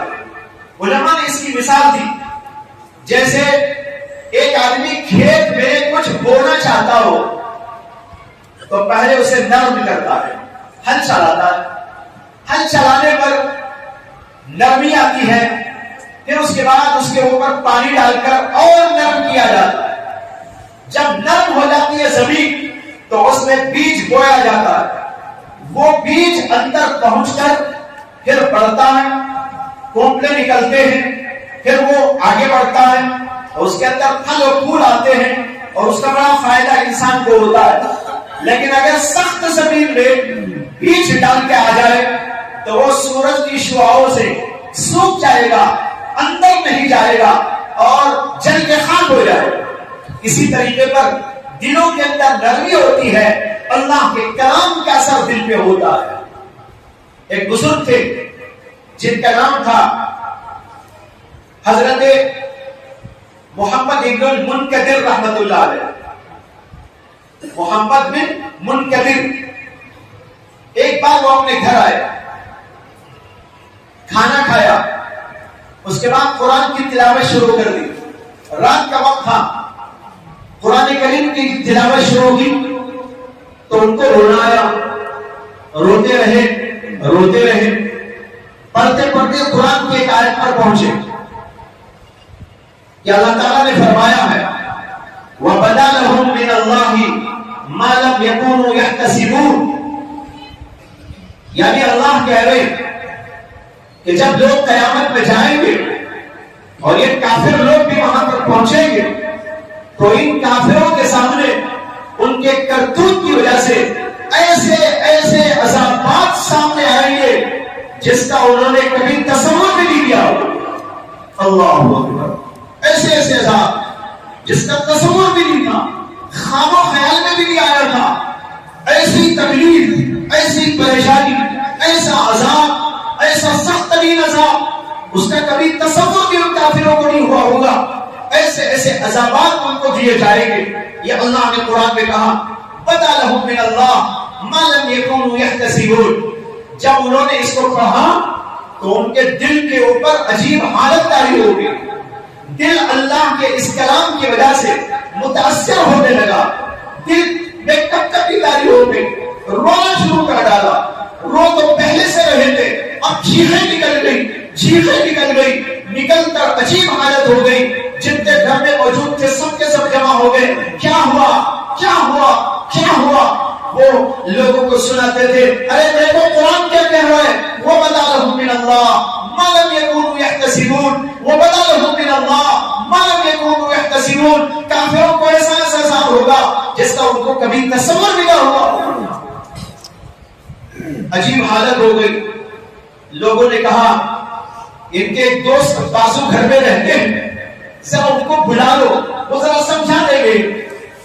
ان کا نام تھا محمد بن الفضل رحمت اللہ علیہ، بڑے محدث میں وہ دونوں کی دوستی تھی۔ جا کر کوئی بیٹا ان کو بلا کے لایا کہ ابا جان تو بہت رو رہے ہیں، ابا جان کی حالت خراب ہو گئی ہے، ذرا اللہ کے واسطے آپ آ کر سمجھا دیجیے۔ امام محمد بن الفضل تشریف لائے، ان کے بازو پڑ گئے، سمجھانے لگے کیوں رو رہے ہو؟ انہوں نے کہا ارے دیکھتے نہیں ہو اللہ کیا کہہ رہے، وہ بتا لهم من اللہ ما لم يكونوا يحتسبون۔ یہ کہتے ہی محمد بن فضل بھی رو رہے۔ پہلے رونے والا ایک تھا، اب رونے والے دو ہو گئے، دونوں مل کے رونے لگے۔ بھائیوں یہ حالت کب ہوتی ہے؟ جب دل میں نرمی ہوتی ہے، جب دل کی سختی دور ہو جاتی ہے، قرآن کا اثر ہوتا ہے، حدیث کا اثر ہوتا ہے، آخرت کی بات کا اثر ہوتا ہے، جنت و جہنم کا تذکرہ ہوتا ہے، دل اس کو قبول کرتا ہے. اگر نہیں تو پھر اوپر سے یہ سب چیزیں نکل جاتی ہیں. دلوں کے اندر نرمی کی بڑی ضرورت. آج ہمارے دل سخت ہو گئے اور ہم کو احساس تک نہیں ہو رہا ہے کہ ارے بھائی کیوں قرآن کا اثر نہیں ہو رہا ہے, کیوں حدیث کا اثر نہیں ہو رہا ہے, کیوں دین کی بات کا اثر نہیں ہو رہا ہے, مؤذن کی اذان کا اثر کیوں نہیں ہو رہا ہے. آج ہم کو کوئی احساس نہیں. یاد رکھو دل کی سختی بہت ہی بدترین بلا.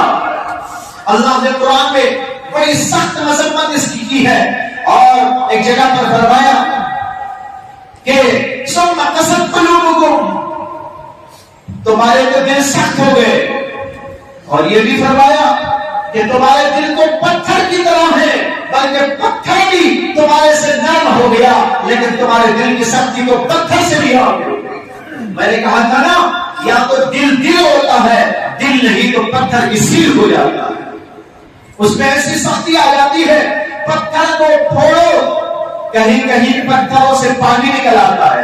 قرآن کریم نے اس کو بیان فرمایا, ثم قست قلوبکم من بعد ذلک فہی کالحجارہ او اشد قسوہ. تمہارے دل سخت ہو گئے, پتھر کی طرح ہو گئے, بلکہ پتھر سے بھی زیادہ سخت ہو گئے. بھائیو, آج اس دل کو نرم کرنے کی ضرورت ہے. جب دل نرم ہوگا, اس کے اندر خدا کی محبت آ جائے گا, اس دل کے اندر اللہ کا خوف سمجھ آئے گا, اس دل کے اندر آخرت کی فکر پیدا ہو جائے گی. اگر نہیں, یہ چیزیں دل میں پیدا نہیں ہوتی. میں آپ کو سنا رہا تھا حضرت میمون بن مہران کا واقعہ. انہوں نے ایک دن اپنے دل میں ذرا سی سختی محسوس کی, کہنے لگے دل میں سختی معلوم ہو رہی ہے, اس کا علاج کرنا چاہیے. آج ہم کبھی اپنا علاج کراتے ہیں, دل سخت ہو گئے, قرآن کا اثر نہیں ہو رہا ہے, نبی کی بات کا اثر نہیں ہو رہا ہے, دین کی بات کا اثر نہیں ہو رہا ہے, جنت کا جہنم کا تذکرہ ہوتا ہے, ہمارے دلوں کے اندر کچھ بھی چوبش پیدا نہیں ہوتی. آخر سوچئے کہ ہم نے کبھی اس کا علاج کرنے کی فکر کی ہے؟ کسی اللہ والے کے پاس جائیں, اس کے پاس بیٹھے, اس کی باتوں کو سنے اور ہمارے دل کی اصلاح کا کوئی نسخہ لے کے آئے. آج ہم لوگوں کا حال یہ ہو گیا کہ بزرگوں کے پاس جاتے ہیں تو وہاں بھی جو ہے ناپاک دنیا ہی کو لے کے جاتے ہیں. اللہ کے ولیوں کے پاس جا رہے, کیوں؟ حضرت دعا کر دیجئے میرا دکان چل جائے, حضرت دعا کر دیجئے میرے بیٹے کا دکان چل جائے, حضرت دعا کر دیجئے مجھے صحت مل جائے, میری بیوی کی طبیعت ٹھیک ہو جائے, میری بچی کی شادی ہو جائے, میرا دکان چل جائے. یعنی بزرگوں کے پاس جا کر بھی دنیا کمانے کی فکر ہو رہی ہے, اللہ کی محبت کے لیے کوئی نہیں جا رہا. کبھی اللہ کے ولیوں کے پاس جاؤ اور ان سے پوچھو حضرت مجھے ایک نسخہ دے دیجئے میرے دل میں اللہ کی محبت آ جائے, حضرت مجھے کوئی نسخہ دے دیجئے میرے دل میں نرمی پیدا ہو جائے, حضرت کوئی نسخہ مجھے بتا دیجئے گناہ میرے سے چھوٹ جائے, میری آنکھیں قابو میں نہیں, میری زبان میرے قابو میں نہیں, میرا دل قابو میں نہیں, میں گندگیوں میں مبتلا ہوں, برائیوں میں مبتلا ہوں, سنداس بنا ہوا ہے میرا دل, میرے دل کو اس سنداس ہونے سے بچا دیجئے اور اس کے اندر نیکی پیدا کر دیجئے. ہم اللہ کے ولیوں کے پاس بھی دنیا ہی کو لے کے جاتے ہیں اور آخرت کے لیے کچھ نہیں. یہ حال ہو گیا آج ہمارا. میں کہہ رہا تھا حضرت میمون بن مہران کا واقعہ, ان کے دل میں کچھ سختی محسوس کی, حالانکہ وہ خود بھی بہت بڑے عالم تھے, بہت بڑے فاضل تھے, محدث عظیم تھے اپنے زمانے. پتا نہیں ان کو کیا ذرا سا اسے کہ جو پہنچے ہوئے لوگ ہوتے ہیں نا, ان کو ذرا سی بھی کمی معلوم ہو تو برداشت نہیں ہوتا, ذرا سی کمی وہ برداشت نہیں کرتے. وہ کہتے ہیں کہ میرا داغ لگایا ہوا اس میں ایک کالی بھی کم ہو جائے تو مجھے قبول نہیں.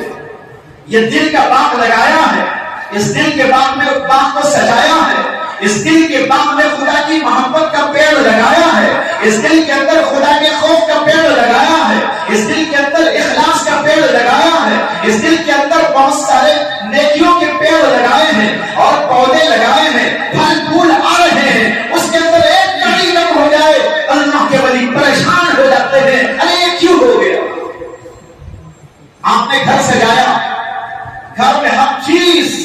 پہلے سے رکھ دی، لائٹ موجود، فرنیچر موجود، قالین موجود، فریج موجود، ہر چیز موجود، اس کے اندر کوئی ذرا سا دھبا لگا دے، آپ کے دل پر کیا اثر ہوتا ہے؟ اگر ایک دھبا لگ جائے، آپ کہتے ہیں میرے مکان کو کس نے برباد کر دیا، میرے مکان کو کس نے ایسا کر دیا، ایک لکیر ڈال کر اس کے اوپر دھبا لگا دیا، آپ دیوار پر ایک دھبا برداشت نہیں کرتے، اسی طرح اللہ کے ولی اپنے دل کے اندر کوئی کمی برداشت نہیں کرتے۔ میمون بن مہران کہنے لگے میرے دل میں سختی معلوم ہو رہی، چلو حضرت حسن بصری کی خدمت میں جاتے۔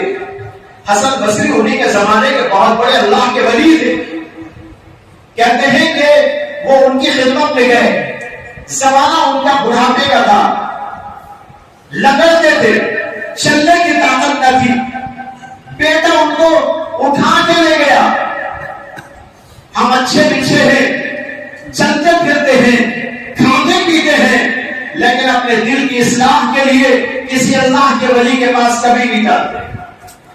وہ ذرا سی تکلیف، ذرا سی کمی دیکھتے ہیں تو کہتے ہیں بیٹے کو بیٹا لے کے چلو، حسن بصری کی خدمت میں جاتے ہیں، ذرا ان کی بات سننے سے دل میں نرمی آ سکتی ہے۔ بیٹا گھسیٹ کے لے جاتا ہے، چلنے کی طاقت نہیں، اٹھا کے لے جاتا ہے، جا کے حضرت حسن بصری کے گھر پہ کھڑے ہو کے دستک مارتے ہیں، دستک مارتے ہیں، اندر سے باندھی آگے پوچھتی ہے کون؟ انہوں نے کہا یہ میرے باپ ہیں میمون بن مہران، ان کو حسن بصری سے ملنا تھا، ذرا حضرت کو اطلاع کر دیجئے کہ آپ سے ملنے کے لیے میمون بن مہران آئے۔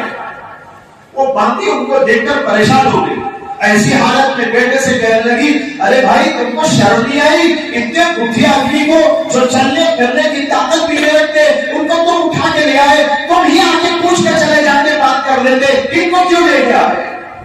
انہوں نے کہا میں کیا کروں، انہی کا اصرار تھا حضرت سے ملنا ہے اس لیے آ گئے۔ بہرحال حضرت کو اطلاع کی گئی، حسن بصری تشریف لائے، ان کو بٹھایا اور انہوں نے کہا حضرت میرے دل میں سختی محسوس کر رہا ہوں، میرے دل میں مجھے ایسا معلوم ہو رہا ہے سختی آ گئی، آپ کی خدمت میں آ گیا ہوں، ذرا آپ میری اصلاح فرما دیجیے۔ اللہ اکبر، ایک عظیم الشان محدث، ایک عظیم الشان فقیہ، ایک عظیم الشان اللہ تبارک و تعالیٰ کا لاڈلا بندہ، لیکن ذرا سی کمی برداشت نہیں ہے، اپنے ہی زمانے کے ایک بزرگ کے پاس جا کر اپنی اصلاح کی فکر کر رہا، کہتے ہیں کہ میری اصلاح فرما دی۔ حسن بصری نے کیا کیا؟ حسن بصری نے قرآن پڑھنا شروع کر دیا، قرآن پڑھنے لگے، جب قرآن پڑھتے چلے جا رہے تھے، پڑھتے چلے جا رہے تھے، حسن بصری بھی رو رہے تھے، میمون بن مہران بھی رو رہے تھے، دونوں مل کے روتے رہے، قرآن کی تلاوت جاری رہی۔ بہت دیر کے بعد حسن بصری نے اپنی قرأت کو بند کر دیا تو حضرت میمون بن مہران کہنے لگے الحمدللہ آپ کی صحبت اور آپ کی تلاوت نے میرے دل کو نرم کر ڈالا، اب میں واپس ہو جاؤں۔ یہ تھے اس زمانے کے اہل اللہ۔ آج بھائیوں ہمارے دلوں کی ہمیں کوئی فکر نہیں، ہمارے دلوں میں دنیا کی محبت، دنیا کی چیزیں اور گناہوں کی محبت، دنیا کی چاہت، دنیا کے گناہوں میں مبتلا رہنے کی فکر، جستجو، اس کے لیے جو ہے ادھر ادھر ہاتھ مارنا، یہ سب کچھ چل رہا ہے۔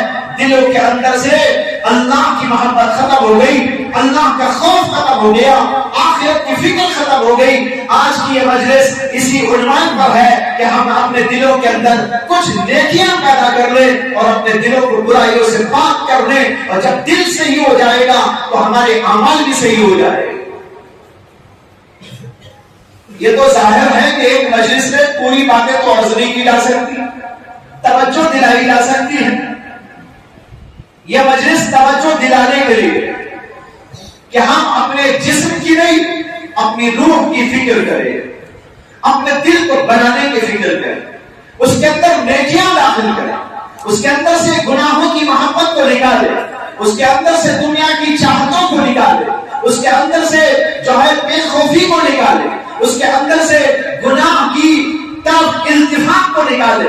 یہ نکالنے کے لیے کھوجنا پڑے گا، اور اللہ کی محبت کو داخل کرنا پڑے گا، اللہ کے خوف کو داخل کرنا پڑے گا۔ جب اللہ کی محبت اور اللہ کا خوف طاری ہو جائے گا تو بہت سارے گناہ سے انسان بچ جائے گا اور نیکیوں کے کرنے پر انسان تیار ہو جائے گا۔ آج ہمارا حال یہ ہے کہ بے شمار لوگ نماز نہیں پڑھتے۔ نماز کیوں نہیں پڑھتے؟ اس لیے کہ انہیں آخرت کی فکر نہیں اور اللہ کی محبت نہیں، اللہ کا خوف نہیں، اس لیے نماز نہیں پڑھتے۔ نماز کے عین وقت میں ان کو موبائل دے دیا جائے، موبائل کی گندگیوں میں مبتلا رہنے کو وہ اچھے سے بچتے ہیں، لیکن نماز پڑھنے کے لیے تیار نہیں۔ اس کا کیا مطلب ہوا کہ ہمارے دل کتنے گندے، گندگیوں میں رہنا چاہتے ہیں، نیکی میں آنا نہیں چاہتے، اللہ کے لیے محبت کرنا نہیں چاہتے، اللہ کا خوف اپنے دلوں میں پیدا کرنا نہیں چاہتے۔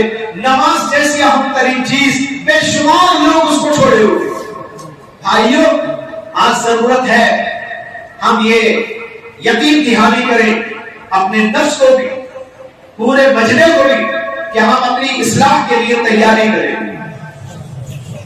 ہم اپنے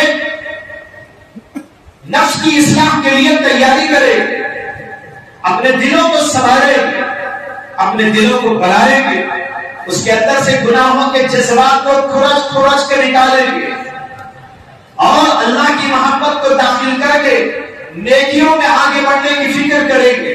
اگر ہم نے یہ عہد کر لیا، اللہ ہمارے لیے راستے کھولے۔ آج بڑی سخت ترین ضرورت کہ ہم اپنے آپ کو بنائیں۔ اگر بنائے بغیر اسی طرح دنیا سے چلے گئے، دل میں گناہ کے جذبات تھے، اعمال میں گناہی گناہ تھے، آنکھ گنہگار، زبان گنہگار، دل گنہگار، ہاتھ پیر گنہگار، انہی گناہوں کو لے کر موت کا فرشتہ ہم کو لے جا کے اللہ کے دربار میں پیش کر دیا۔ بھائیو، کیا ہوگا ہمارا حال؟ ذرا سوچ کے دیکھو، غور کر کے دیکھو۔ موت تو ایک دن آنی ہے بہرحال، کل نفس ذائقۃ الموت، ہر نفس کو موت کا مزہ چکھنا ہے، اور یہ پتہ نہیں کسی کو کہ موت کب آئے۔ موت اچھی آئے، نیکی پر آئے، طاعتوں پر آئے، اللہ کا کلمہ پڑھتے پڑھتے موت آئے، اس کے لیے زندگی اپنی بنانے کی ضرورت ہے۔ اگر ہم گناہ کے جذبات میں دن رات رہے، کہیں ایسا نہ ہو موت کا فرشتہ آئے تب بھی ہم گناہوں کے جذبات میں بہہ رہے۔ اللہ ہماری حفاظت فرمائے۔ اللہ کے نبی صلی اللہ علیہ وسلم کی دعا تھی، اللہم انی اسألک، اللہم انی اسألک میتۃ سویہ، اے اللہ میں آپ سے اچھی موت مانگتا ہوں۔ ایسی موت، اچھی موت، اللہ کے نام کو لے کر موت آئے۔ ایک بزرگ کا عجیب واقعہ لکھا ہے تاریخ میں، ان کا نام تھا امام ابو زرع رازی رحمۃ اللہ علیہ، بڑے محدث تھے، امام بخاری کے زمانے کے۔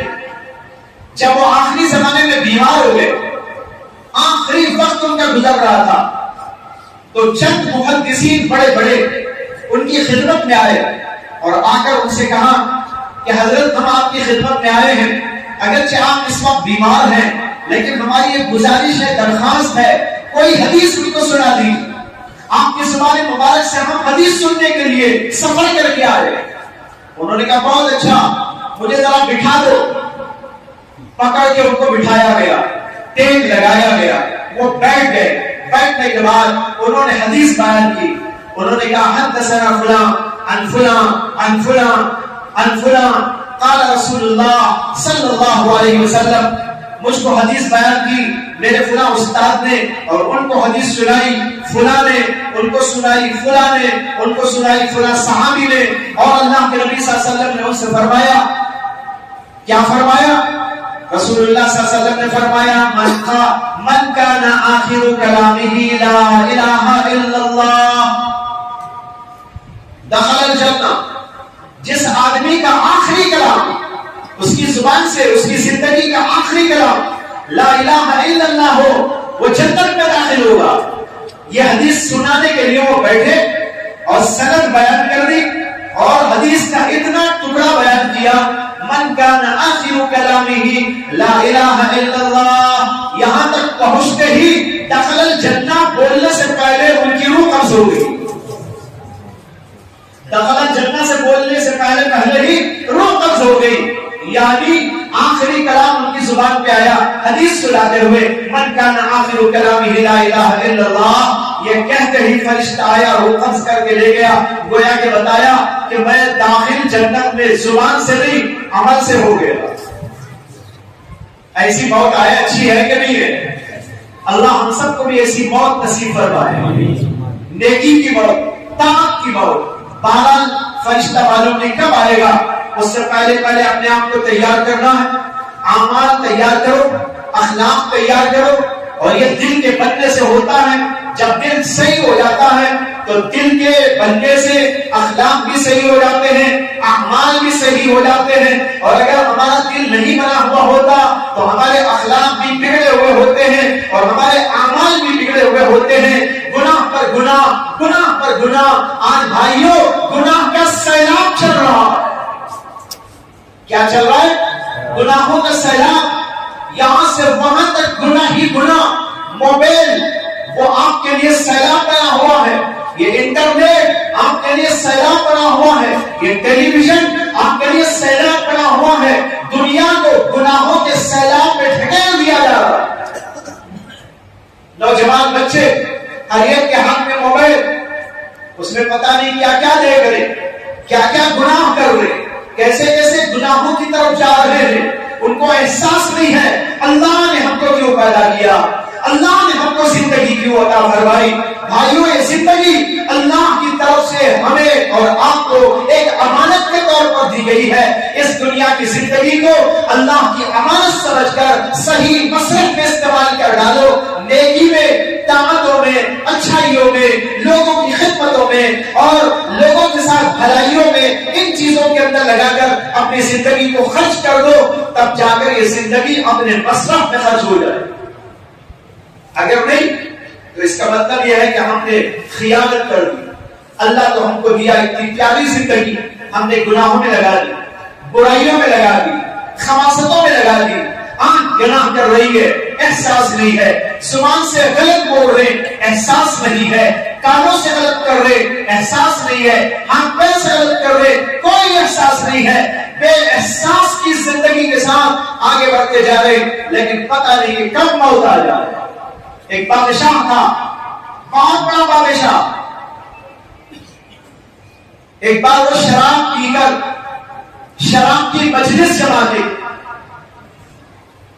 لوگوں کو چھوڑ کر شراب پیا، پلایا، مستی کیا اور پھر اس کے بعد شراب کے نشے میں تو سو گیا اور لوگ بھی سو گئے. کچھ ہی دیر کے بعد اس کے دروازے پہ دستک ہوئی.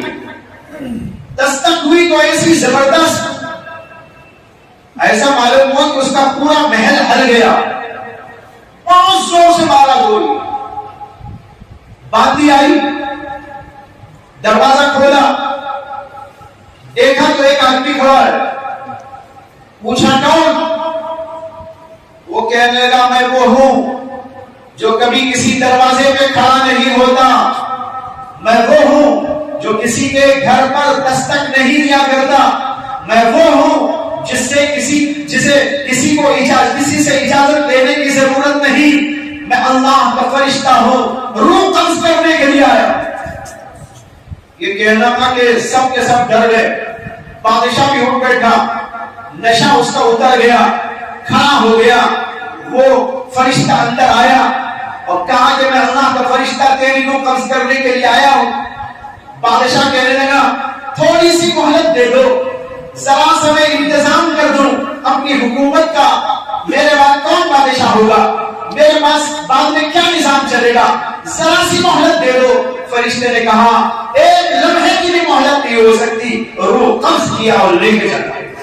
یہ بھائیوں اللہ کا فرشتہ آئے گا، کسی سے تھوڑی پوچھے گا، نہ بادشاہ سے پوچھے گا، نہ امیر کبیر سے پوچھے گا، نہ کسی سائنسدان سے پوچھے گا، نہ کسی ڈاکٹر سے پوچھے گا، نہ کسی عہدیدار سے پوچھے گا، نہ چیف منسٹر سے پوچھے گا، نہ پرائم منسٹر سے پوچھے گا. وہ آئے گا، اپنا کام کر کے جائے گا تو تو ہم لوگوں کو کس قدر تیار رہنے کی ضرورت ہے. موت کا فرشتہ کبھی بھی آ سکتا ہے. اس لیے گناہوں کو چھوڑو, نیکیوں کو انجام دو, اپنے دلوں کو سنوارو, اپنے اعمال کو سنوارو. اللہ کے ہاں یہی دیکھا جاتا ہے اور کوئی چیز نہیں دیکھی جاتی. تمہارا مال دنیا میں رہ جاتا ہے, تمہاری اشیاء دنیا میں رہ جاتی ہے, تمہارے ساتھ اگر کوئی چیز جاتی ہے تو وہ اعمال جاتے ہیں, اخلاق جاتے ہیں, ایمان جاتا ہے, اللہ پر یقین جاتا ہے. ان چیزوں کو بنانے اور سنوارنے کی ضرورت ہے. اللہ سے دعا ہے کہ اللہ تعالیٰ ہم سب کو نیک ہدایت عطا فرمائے, اپنے دلوں کو سنوارنے اور بنانے کی فکر عطا فرمائے. یہ مجلس فکر اصلاح کی ہے, ابھی تو اصلاح شروع نہیں ہوئی. اصلاح کہاں ہو گئی؟ یہ تو تقریر ہوئی, تقریر سے تھوڑا ہی اصلاح ہوتی ہے. یہ تو ایسا ہے جیسے آپ کسی ڈاکٹر کے پاس میں جائیں اور ڈاکٹر صاحب سب کو بٹھا کر ایک تقریر کریں, بیماریوں کی اتنی قسمیں ہیں, آنکھ میں یہ بیماریاں آتی ہیں, کان میں یہ بیماریاں آتی ہیں, ٹانگ میں یہ بیماریاں آتی ہیں, دلوں میں ایسی بیماریاں آتی ہیں اور ان کا علاج یہ ہوتا ہے, ایسے ایسے ان کے نسخے ہیں اور یہ ہے اور وہ ہے. ایک شاندار تقریر ڈاکٹر صاحب نے کر دی اور آپ نے جو ہے گردن ہلا ہلا کر سن لیا اور اس کے بعد اٹھ کر گھروں کو چلے گئے. تو کیا بیماری ختم ہو جائے گی؟ بیماری تو ختم نہیں ہوگی. بیماری کب ختم ہوگی؟ ڈاکٹر کی دی ہوئی دوا کھانا, پرہیز کرنا. جب کھائیں گے دوا, پرہیز کریں گے, تب بیماری ختم ہوتی ہے. اسی طرح یہ تو صرف فکر اصلاح کی مجلس ہے, ابھی اصلاح شروع نہیں ہوئی. اصلاح کب ہوگی؟ جب آدمی چاہے گا کہ میری اصلاح ہو جائے اور میرے اندر سے بیماریاں ختم ہو اور وہ دوا استعمال کرے اور پرہیز کرنا شروع کرے, تب جا کر اس کی اصلاح ہو سکتی ہے. اللہ سے دعا کرتا ہوں کہ اللہ تبارک و تعالیٰ پوری امت کو اپنی اصلاح کی فکر عطا فرمائے, ہم سب لوگوں کو اپنی اپنی اصلاح کی فکر عطا فرمائے, ظاہر اور باطن دونوں کو سنوارنے کی اللہ تعالیٰ ہم سب کو توفیق فرمائے. وآخر دعوانا الحمدللہ رب العالمین.